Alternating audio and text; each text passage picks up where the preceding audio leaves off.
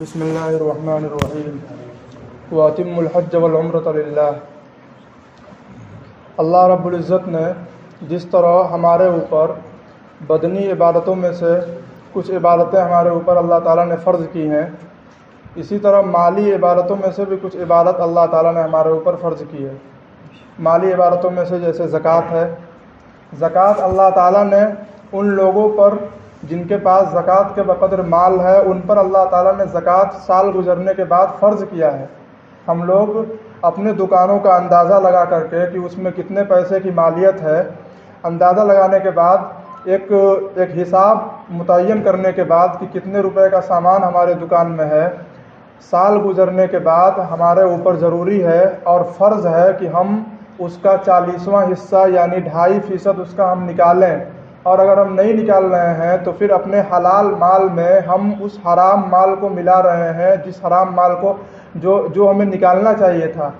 تو اس لیے کیونکہ وہ ہمارے لیے اب اس کو کھانا صحیح نہیں ہے، کیونکہ وہ اللہ تعالیٰ کا حق ہے۔ تو جس طرح زکوٰۃ مالی عبادت ہے، اسی طرح اللہ تعالیٰ نے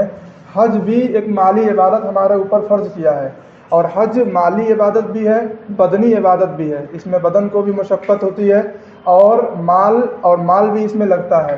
آدمی غور کرے کہ پوری دنیا سے الگ الگ علاقوں سے الگ الگ خطوں سے لوگ ایک لباس میں، کیا امیر ہو کیا غریب ہو، کیا بادشاہ ہو کیا نوکر ہو، ہر کوئی ایک لباس میں، کوئی اوپر ایک چادر رہتی ہے اور نیچے ایک چادر رہتی ہے، اسی چادر کو لنگی بنا لیا اور اسی چادر کو کرتا بنا لیا، اور پوری دنیا سے لوگ آتے ہیں اور دیوانوں کی طرح بالکل اللہ رب العزت کا کلمہ سب لوگ اپنی زبان سے بلند کرتے ہیں، اور سب کی زبان پر لبیک اللہم لبیک لبیک لا شریک لک لبیک ان الحمد والنعمت لک والملک لا شریک لک، یہ سب کی زبان پر جاری ہوتا ہے۔ کوئی کبھی طواف کر رہے ہیں، کبھی سعی کر رہے ہیں، کبھی منی میں جا رہے ہیں، کبھی عرفات میں جا رہے ہیں۔ تو ہمارے اوپر بھی اللہ تعالیٰ نے یہ فرض کیا ہے، ہم جائیں۔ کوئی اگر جاتا ہے تو جا کر وہاں دیکھتا ہے کہ نبی اکرم صلی اللہ علیہ وسلم آج سے 1400 سال پہلے یہاں رہتے تھے، یہ آپ صلی اللہ علیہ وسلم کی جائے پیدائش ہے، یہاں آپ صلی اللہ علیہ وسلم دفن ہے، یہاں آپ صلی اللہ علیہ وسلم کی قبر ہے، یہاں ہمیں سلام پڑھنا ہے، یہاں ہمیں سلام عرض کرنا ہے۔ قرآن شریف میں اللہ تعالیٰ فرماتے ہیں کہ مومنین آئیں اور آ کر نبی علیہ الصلوۃ والسلام سے کہیں کہ آپ ہمارے لیے اللہ تعالیٰ سے استغفار کیجئے۔ اب ہمارے درمیان نبی علیہ الصلوۃ والسلام نہیں ہے، تو ہم ان کی قبر مبارک پر جا کر کے اور آپ صلی اللہ علیہ وسلم کو سلام عرض کر کے اور ان سے یہ کہہ سکتے ہیں کہ آپ اللہ تعالیٰ سے ہمارے گناہوں کی معافی طلب کر دیجئے، آپ ہمارے گناہوں کی اللہ تعالیٰ سے معافی طلب ہمارے لیے استغفار کر دیجئے۔ یہ تو ہم کر سکتے ہیں، لیکن ہمارا حال یہ کہ ہندوستان کے لوگوں کی اکثریت اس طرح کی ہے کہ جو صاحب حیثیت ہونے کے باوجود حج نہیں کرتے ہیں، اور لوگ یہ سمجھتے ہیں کہ بالکل بوڑھا ہو جانے کے بعد جب بالکل قبر میں ایک پیر چلا جائے اور بالکل اب مرنے کی امید ہو تب آدمی حج کرنے جائے۔ جوانی کی کوئی بھی عبادت زیادہ ثواب کی چیز ہوا کرتی ہے، تو اس لیے ہم کوشش کریں کہ ہم حج ضرور کریں اور اللہ تعالیٰ سے بار بار دعائیں کرتے رہیں۔ بہت سے لوگ اس طرح کے ہیں کہ جن کے پاس پیسے کم ہوتے ہیں، اللہ تعالیٰ سے مانگتے کوشش کرتے جٹاتے ایک دن ایسا آتا ہے کہ اللہ تعالیٰ وہاں جانے کی توفیق دیتے ہیں۔ ہم کوشش کریں ہر مہینے میں آدمی جتنی اپنی حیثیت ہے، 10 روپے 20 روپے 100 روپے جتنی حیثیت ہے اس کو آدمی الگ کرے حج کے نام پر، اور اس طرح کرتے سال گزرتے 5 سال گزرتے 10 سال گزرتے ایک رقم ہمارے پاس اس طرح کی ہو جائے گی کہ جس سے ہم اللہ تعالیٰ کے دربار میں جا سکیں، کعبہ شریف کو آدمی اپنی آنکھوں سے دیکھے۔ چنانچہ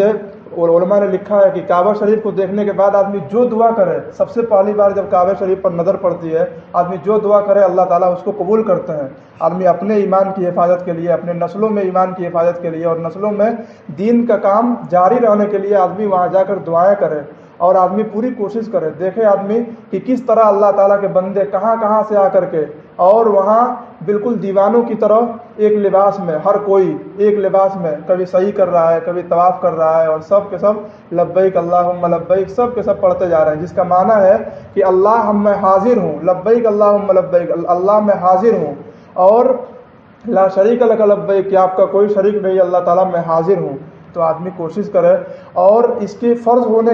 کے جو اسباب ہیں، کب فرض ہوتا ہے حج؟ اگر آدمی کے پاس اتنا پیسہ ہے کہ آدمی بیت اللہ شریف تک جا سکتا ہے اور وہاں جا کر حج